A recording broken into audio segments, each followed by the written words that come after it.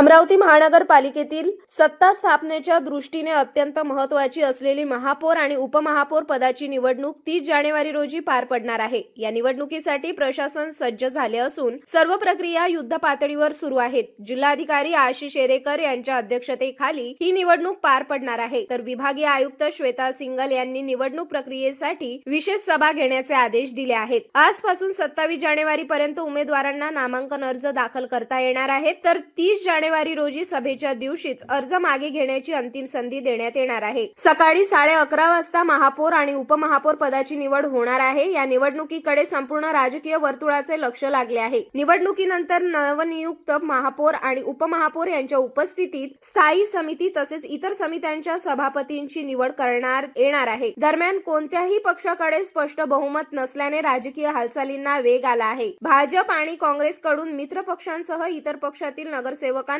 आपल्या बाजूने वळवण्यासाठी जोरदार लॉबिंग सुरू असल्याचे चित्र आहे। महानगरपालिकेतील सत्ता कुणाच्या हाती जाणार याकडे आता सर्वांचे लक्ष लागले आहे।